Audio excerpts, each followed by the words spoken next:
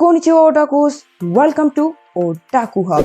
तो आज हम डिस्कस करने वाले हैं top 10 strongest blood demon art के ऊपर। तो मैं ये लिस्ट को एक ऑर्डर में रखूंगा और अगर आपके ओपिनियन मेरे ओपिनियन से मैच नहीं करते तो it's totally fine. No two people can perceive one thing. तो लेट्स बिगिन।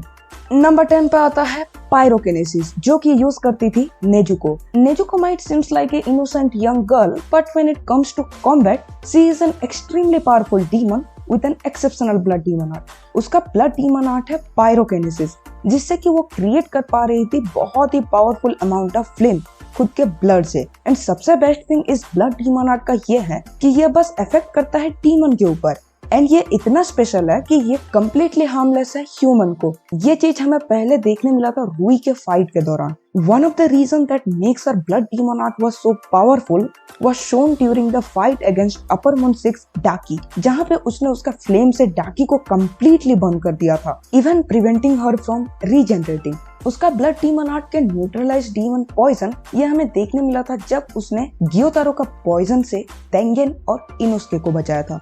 नंबर 9 पे आता है इलेक्ट्रोकिनेसिस, जो कि यूज करता था अपर मून 6 काइगाकू। काइगाकू सबसे यंगेस्ट डीमन था जिसने 12 किजुकू को ज्वाइन किया था। वो डीमन बनने से पहले एक ह्यूमन था and a demon slayer also, जो कि फॉर्मर थंडर आसेरा जिगुरु से ट्रेनिंग लिया था और उसी ट्रेनिंग में उसने थंडर ब्रीदिंग का सारा फॉर्म को मास्टर किया था। Complementing his breathing style, Kaigaku's blood demon art grant some special electrokinesis ability, जिससे कि वो मैनिपुलेट कर पा रहा था एक black colour lightning and electricity को अपने ब्लड एंड फ्लैश से। उसका ब्लड डीमन आर्ट का अटैक स्किन को क्रैक कर देता था एंड उससे जला देता था। काइगाकू अपना ब्लड डीमन आर्ट और ब्रीदिंग स्टाइल का यूज करके ही उसका पावर बूस्ट कर पा रहा था। ऑल्सो वो अपना स्पीड एंड रेंज को भी बढ़ा पा रहा था, and this power makes him one of the most powerful user of thunder breathing.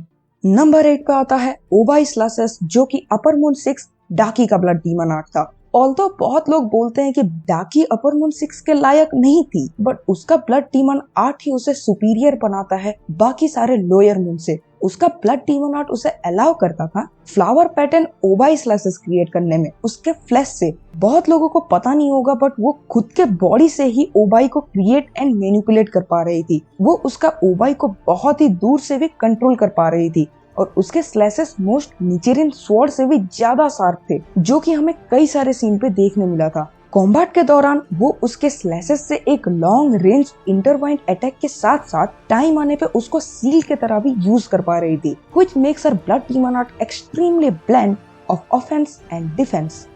Number 7 पे आता है ब्लड मैनिपुलेशन, जो था रियल अपर मून 6 गियोतारो का, जो पूरे सीरीज में one of the strongest demon था। उसका ब्लड डीमन आर्ट से वो उसका ब्लड को मैनिपुलेट कर पा रहा था और वो यूज कर रहा था एक वेपन जो कि देखने में सिकल जैसा था और वो ब्लड से बना हुआ था, जो कि शार्प था एक निचेरिन ब्लेड जितना, और वो वेपन इमेंसली फास्ट मूव कर पा रहा था और वो इन वेपन को उसके हिसाब से मैनिपुलेट कर पा रहा था, जैसे कि उसका मूवमेंट को ऑल्टर करना और शेप को चेंज करना। और ये वेपन कंसिस्ट करते थे डेडली पॉइजन, जो कि इनोस्के को नियर डेथ एक्सपीरियंस दे दिए थे, और वक्त आने पर गियोतारो ये वेपन को मैनिपुलेट करके एक डोम शेप शील्ड में भी कन्वर्ट कर पा रहा था। Gyutaro can use his blood demon art tactically to create an inescapable attack that can overwhelm the sound hashira and holds off the combined effort of Tanjiro, Zenitsu and Inosuke.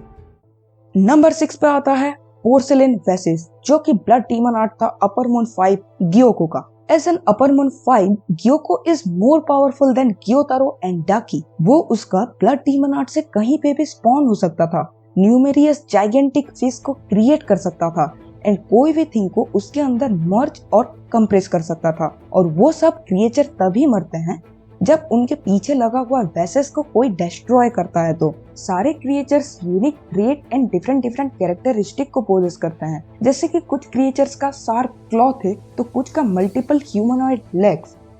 गियोको उसका पोर्सेलिन वेसेस से water भी create कर पा रहा था, जिससे वो उसका टारगेट को सफोकेट कर पा रहा था by trapping them into the solidified version of water. और उसका फाइनल फॉर्म तो बहुत ही ज्यादा ओवरपावर्ड था, जिसमें वो उसका गॉड हैंड से heavy damage and instantly speed move कर पा रहा था। नंबर 5 पे आता है emotion manifestation. This blood demon art was demonstrated by upper moon 4 Hantengu during the swordsmith village arc. Hantengu का ब्लड डीमन आर्ट से वो क्लोन क्रिएट कर पा रहा था उसका इमोशन को मैनिफेस्ट करके, जो कि हर एक क्लोन बहुत ही पावरफुल थे अपने दूसरे वर्जन से, एंड सब क्लोन का different personality, appearance and ability था। This clone are personification of a certain emotion that Hantengu has felt before. और आप उन क्लोन को आइडेंटिफाई कर सकते हो उनके टंग पे लिखा गया कांजी से, जो कि इंडिकेट करता है इमोशन को, जैसे कि एंगर, हैप्पी, हॉर्न।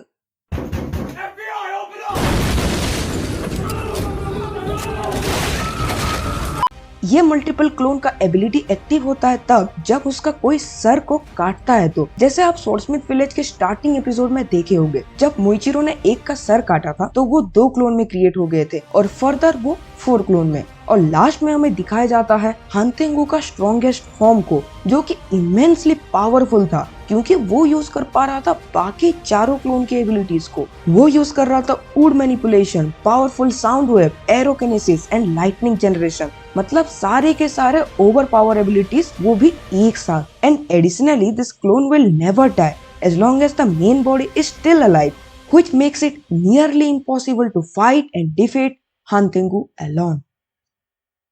नंबर 4 पे आता है destructive death. Upper moon 3 Akaza use करता है blood demon art destructive death. Akaza हमें फर्स्ट टाइम देखने मिला था म्यूगेन ट्रेन आर्क में, और तभी हमें पता चला था कि एक अपर मून कितना पावरफुल हो सकता है। वो मेनली बेयर हैंडेड ही फाइट करता है, और I don't think hand to hand fight में अकाजा को कोई डिफीट कर पाएगा। उसका ब्लड डीमन आर्ट है combination of his demonic strength and martial art का। ये टेक्निक यूज करके वो एक शॉक वेव क्रिएट कर पा रहा था किसी भी डिस्टेंस से, जो कि बहुत ही ज्यादा पावरफुल थे। एंड वो ये ब्लड डीमन आर्ट यूज करता था उसके मार्शल आर्ट के साथ, जो कि वो बचपन में सीखा था, और डेस्ट्रक्टिव डेथ को वो अनलीज करता था उसके किक एंड पंच से, जो कि इसको बहुत ही डेडली बना देते हैं कॉम्बैट में। ये टेक्निक स्ट्रॉन्ग इनफ था एक हाई स्किल्ड हाशिरा को डिफीट करने के लिए, और गियो और तांजीरो को एक साथ ओवरपावर्ड करने में। उसका ब्लड डीमन आर्ट का सबसे इम्प्रेसिव फॉर्म था technique development and compass needle. They allow him to perceive his opponent and react to their attacks more efficiently, depending on the amount of fighting spirit they possess। Number 3 पे आता है क्रायोकिनेसिस, जो कि use कर रहा था upper moon 2 Doma. ये blood demon art इस लिस्ट में सबसे ज्यादा डिस्ट्रक्टिव है। वो इस ब्लड डीमन आर्ट से आइस एंड फॉर्स जनरेट कर पा रहा था, और उनको मैनिपुलेट करके वेपन जैसा भी यूज कर पा रहा था, और वो आइस क्रिएट कर रहा था उसका ब्लड डीमन आर्ट से। वो आइस इजीली एक ओपोनेंट का लंग्स को फ्रीज कर सकते थे। कानाओ के साथ फाइट के टाइम उसने ऑलमोस्ट कानाओ को फ्रीज कर दिया था जस्ट उसके आइस के कांटेक्ट में आने से। वो बहुत ही ज्यादा स्किल था उसका ब्लड डीमन आर्ट को यूज करने में। हमें उसका सारा टेक्निक देखने मिला था शिनोबु, कानाओ और इनुस्के के फाइट के टाइम, और उन सब में से एक बहुत ही स्ट्रॉन्ग टेक्निक था क्रिस्टलाइन डिवाइन चाइल्ड, जिससे वो उसके जैसा क्लोन क्रिएट कर पा रहा था, जो कि उसके जितना ही पावरफुल थे। एंड इस ब्लड डीमन आर्ट का सबसे पावरफुल टेक्निक था वाटर लिली बुद्धा। इस टेक्निक से डोमा एक जाइगेंटिक बुद्धा स्टेच्यू को समन कर पा रहा था, जो कि डोमा का डेडली आइस प्रोड्यूस कर पा रहा था, साथ ही साथ उसका आर्म से अटैक भी कर पा रहा था। मुझे लगता है कि कोई भी हाशिरा के लिए ये फॉर्म को डिफीट करना नियरली इम्पॉसिबल है, since the only time Doma used it he was already almost dead from the poison. And I can safely say this blood demon art was one of the strongest and most destructive technique in the entire Demon Slayer universe। Number 2 पे आता है बायोकिनेसिस, जो कि create किया था demon king Muzan ने। Despite being the progenitor of all demons and the main antagonist of Demon Slayer, personally मुझे उसका ब्लड डीमन आर्ट कुछ एक्साइटिंग नहीं लगा। However, ये इसको ग्रैंड किया था बहुत ही पावरफुल स्ट्रेंथ लास्ट बैटल में। उसका ब्लड डीमन आर्ट था बायोकिनेसिस, जो कि उसको अलाउ करता था पावरफुल बायोकिनेटिक एबिलिटीज यूज करने में। उसका ब्लड डीमन आर्ट से वो उसका फेस, बॉडी सबको चेंज एंड ऑल्टर कर पा रहा था, एंड उसके ऑर्गन को इधर से उधर मूव कर पा रहा था। वो उसका फ्लैश एंड बोन से वेपन भी क्रिएट कर पा रहा था। इवन वो फ्लैश पपेट भी क्रिएट कर रहा था और उसको कंट्रोल भी कर सकता था। एंड वो अपने बॉडी को हंड्रेड्स ऑफ पीसेस में स्प्लिट कर पा रहा था, जो कि बाद में जाके रीअटैच हो सकते थे, एंड उसका बॉडी को पूरी तरह से रीजनरेट भी कर सकते थे। और मुजान का सबसे स्ट्रॉन्गेस्ट एंड डिस्ट्रक्टिव फॉर्म था उसका लास्ट कॉम्बैट फॉर्म, जिसमें वो अपने आर्म को एक लॉन्ग व्हिप लाइक वेपन में कन्वर्ट कर दिया था, एंड उसके ऑल ओवर बॉडी में जॉस अप क्रिएट कर दिया था। एंड इस लास्ट फॉर्म का सबसे स्ट्रॉन्गेस्ट एबिलिटी था मैसिव शॉक वेव क्रिएट करना that deliver significant amount of damage to his target. Number 1 पे आता है सर्सेंट मून ब्लेड। यह ब्लड डीमन आर्ट को क्रिएट किया था लेजेंडरी स्वॉर्ड्समैन कोकोशिबो, जो कि होल्ड करता है अपर मून 1 को and by far the strongest demon in the 12 किजुकी। वो ये टेक्निक को यूज करता था उसका खुद का ब्रीदिंग स्टाइल मून ब्रीदिंग के साथ। इसका ब्लड डीमन आर्ट इसको अलाउ करता था डजन ऑफ सर्सेंट मून अनलीज करने में, जो सारे के सारे ब्लेड जितना शार्प थे। ये सर्सेंट मून बहुत ही केओटिक थे। कॉम्बैट के टाइम उसका साइज, फॉर्म, स्पीड सारा बदलते रहते थे, जिससे कि कोकोशिबो के attack extremely unpredictable and unreadable थे, क्योंकि उनका कोई सेट पैटर्न नहीं था। और उसका ब्लड डीमन आर्ट उसका टेक्निक के पावर को पूरी तरह से एनहेंस कर रहे थे, making every single one of his sword swing